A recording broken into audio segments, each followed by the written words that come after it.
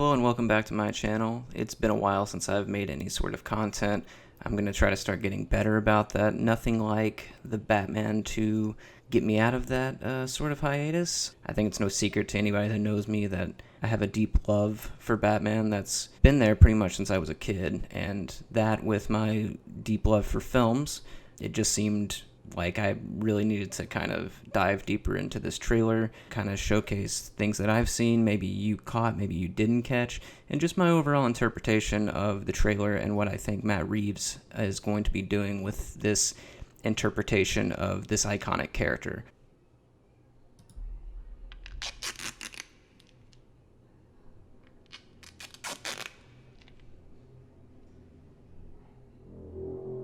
So it's definitely So I'm assuming this is supposed to be the Riddler. I think that's kind of fairly obvious, although I'm getting some very Hush vibes, so I'm wondering if they're doing that interpretation, or if maybe the Riddler is some sort of like MacGuffin within the film, like a red herring, like maybe all of the promotional content and everything is centered around the Riddler to kind of throw you off of the fact that maybe there's something deeper and more sinister a play, like with Hush.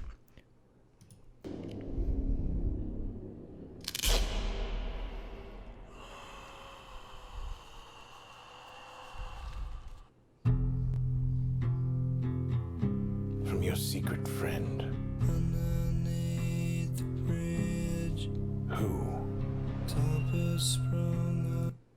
Jeffrey Wright as Commissioner Gordon, I think, is an excellent casting. I would have never thought to have made him Commissioner Gordon, but now that I've seen him in the role and know basically his range as an actor, I think it's a brilliant choice.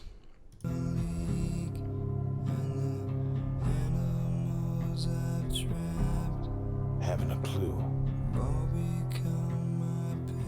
Let's play a game. Just me and you.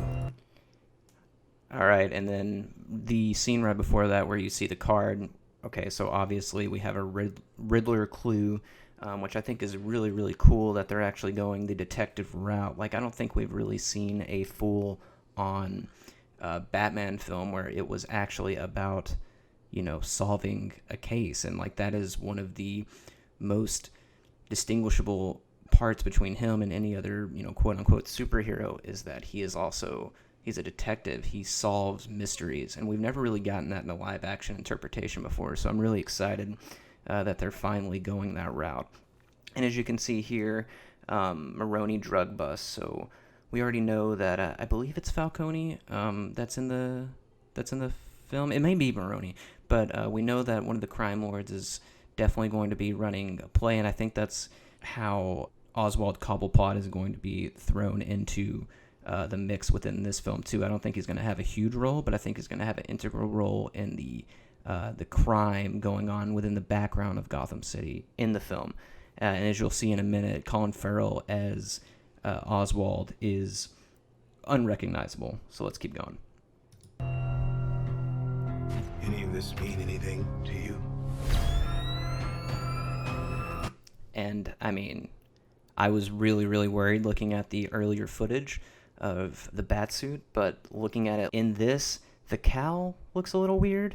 It almost looks like a Dracula cape, but I think it's grown on me a lot, and I think it looks really cool, and I like the fact that he's on the crime scene, like, at night, helping Commissioner Gordon try to solve this case.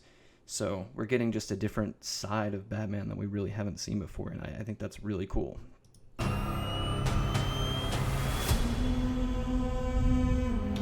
Assuming that's the commissioner at the time. You're becoming quite a celebrity. Andy Serkis as Alfred.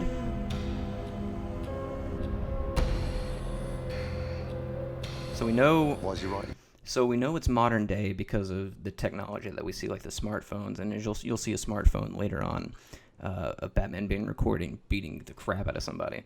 So that kind of puts all the rumors to the side that this has any sort of correlation with Joaquin Phoenix's Joker, because as we know, that's set in the 80s, and this looks like it is set in today's world. Although I really do like how this is a darker, grittier color palette. It kind of fits Batman. It's very moody.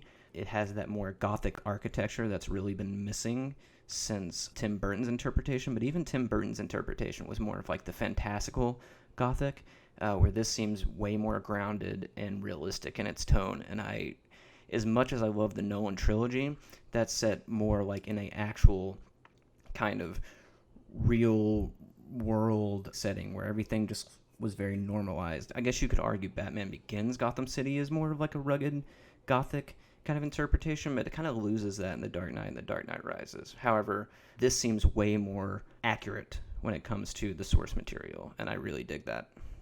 To you. Selena Kyle, before she was Catwoman, and then there you go. There's if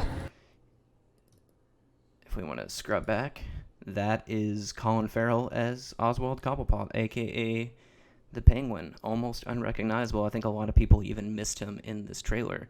That is indeed him, and I think he looks awesome. I think he looks really cool. We'll see how everything falls into play if they're setting him up for future films or what the case may be, but very, very cool. If you are justice, please do not lie. What is the price for your blind eye? The hell are you? And these people, I think a lot of people had the interpretation that this was the Joker's thugs, which I actually like that they're going a different route, and they're kind of putting Joker to the side and just kind of letting other people within the Rogues Gallery have their shine, because Batman has the biggest and best and most interesting Rogues Gallery out of any superhero that there is. So finally having an interpretation of the Riddler that's dark and gritty, almost like a serial killer. Well, he is a serial killer in this interpretation, it looks like, I think is awesome. And as for these thugs, I think these thugs are probably going to fall more in line with Penguin's thugs. It's supposed to be.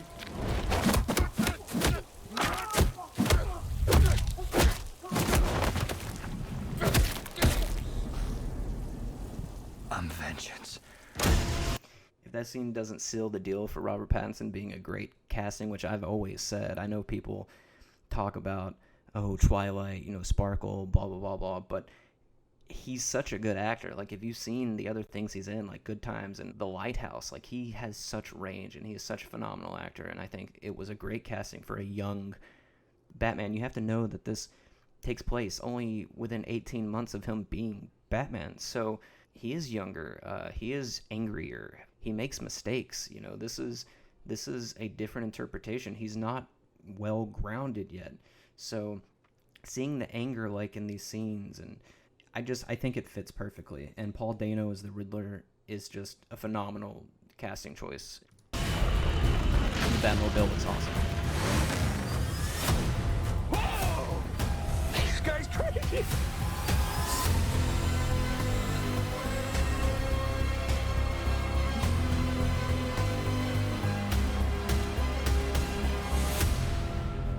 You're part of this too. How am I part of it?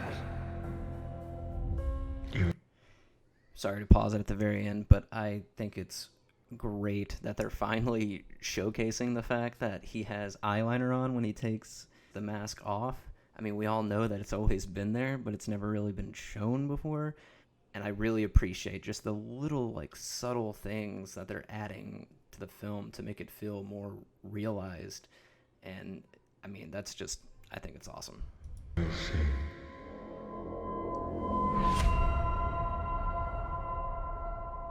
And then to top it all off, the question mark for the twos for 2021, just kind of overall encapsulating the fact that the Riddler is going to be the main guy in here.